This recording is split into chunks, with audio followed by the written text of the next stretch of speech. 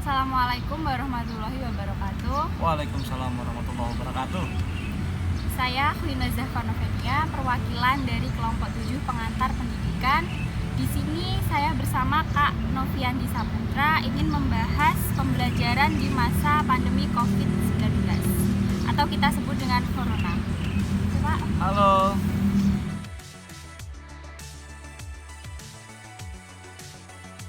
Efektif atau enggaknya sih sebenarnya tergantung ya. Maksudnya tergantung dari bagaimana antara pengajar dengan yang diajar itu bisa memanfaatkan teknologi itu. Kan tujuan dari belajar daring itu kan sebenarnya kita pindah media, maksudnya kita bagaimana akhirnya pemanfaatan media digital itu bisa mengakomodir semua aktivitas pembelajaran.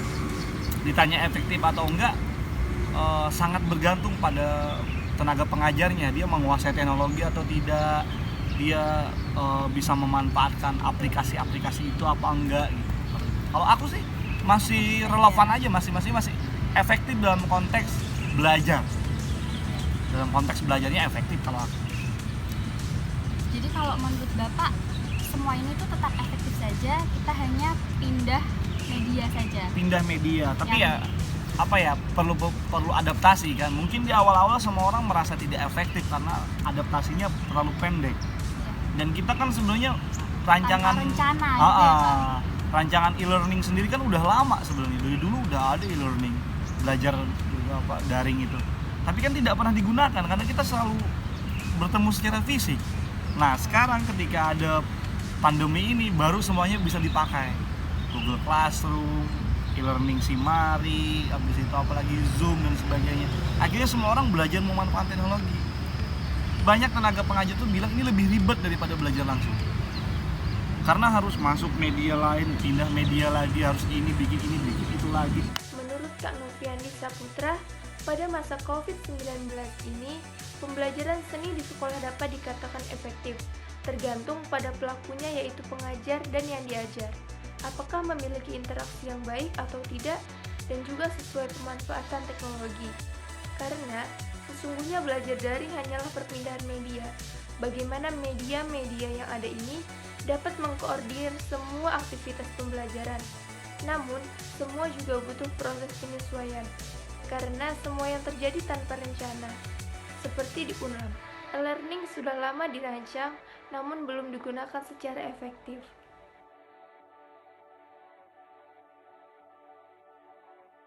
Digitalisasi itu kan salah satu puncak dari puncak dari era modern kan.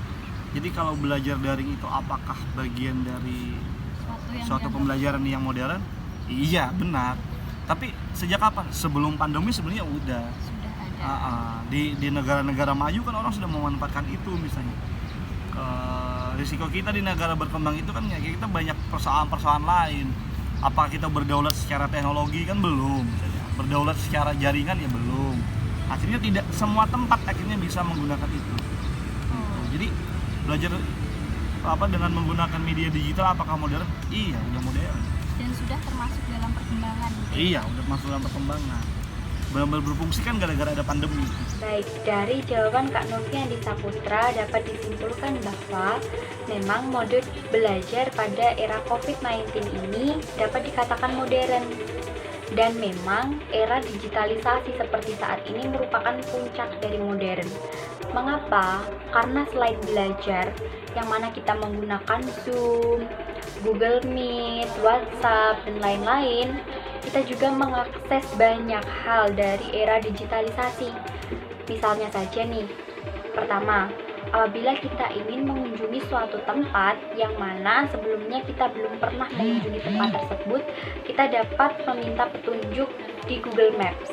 Yang kedua, apabila kita ingin memesan tiket pesawat misalnya, kita tidak perlu datang langsung ke agen tersebut, melainkan kita bisa memesan di aplikasi Traveloka.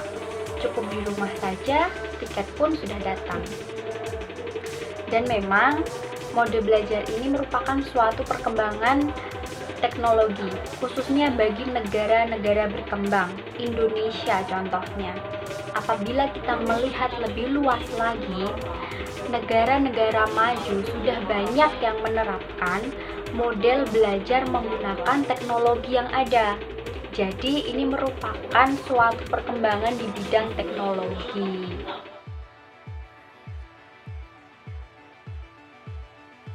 Aku kira ini persoalan yang juga agak rumit ya, karena perlu khususan, terutama teman-teman desain tasik misalnya, teman-teman mahasiswa.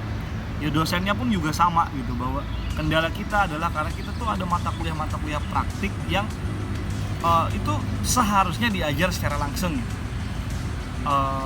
Persoalannya kemudian adalah itu tidak bisa dicapai jika infrastruktur digitalnya dan infrastruktur di luar digital itu, atau yang diperlukan untuk perkuliahan, misalnya gamelan atau apa, itu tidak dimiliki oleh semua orang. Saya contoh misalnya kayak kalau tari saya kira masih aman, kalau teater saya kira masih aman, tapi ketika berbicara musik kan tidak semua orang punya instrumen musik. Akhirnya harus benar-benar memikirkan bagaimana cara belajar daring untuk yang musik ya terutama. Lalu bagaimana mengatasinya? Aku pribadi misalnya, aku pernah bikin modul belajar main gamelan, tapi kan sekedar untuk orang agar tahu. Walaupun aku main gamelan di situ misalnya, tapi orang untuk memainkan nggak bisa karena nggak ada instrumennya. Nah dalam konteks itu mungkin ya kurang efektif. Kan untuk kami para seniman kan juga membutuhkan belajar secara praktek dengan orang yang bersangkutan juga gitu. Baik, dari pertanyaan bagaimana sih cara atau model belajar yang tepat bagi kami para mahasiswa-mahasiswi yang mengambil jurusan di mana pada jurusan tersebut juga memerlukan praktek selain teori. Nah, menurut jawaban Kak Noviandi Saputra dapat kita simpulkan bahwa memang permasalahan ini juga bukan permasalahan yang mudah. Kalian merasakan itu semua pasti. Kita tidak bisa praktek secara langsung dengan para dosen. Itu memang dampak dari COVID-19. Nah, memang dikatakan lumayan rumit. Mengapa? Karena tidak semua mahasiswa-mahasiswi juga memiliki sarana dan prasarananya. Contohnya saja, apabila kita seharusnya mempraktekkan belajar gamelan. Nah, tidak semua kan mahasiswa-mahasiswi memiliki gamelan atau mudah menjangkau gamelan tersebut, dan memang hal ini tidak bisa dipaksakan, teman-teman. Nah, lalu bagaimana sih cara belajar yang tepat? Contohnya untuk para teman-teman yang ada di sentra Tasik. Jadi, pengembangan diri yang kita sebut dengan praktek soft skill kita, contohnya saja pada musik, pada tari, bisa kita kembangkan di luar kampus, teman-teman. Jadi, tetap semangat dan jangan menyerah.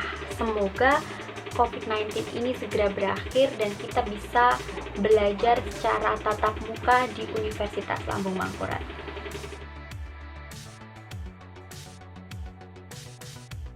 Kalau untungnya sih mungkin karena kita tidak perlu terlalu sering bertatap muka ya. Kok malah untung ya, Pak? Iya, karena bertemu terus itu membosankan.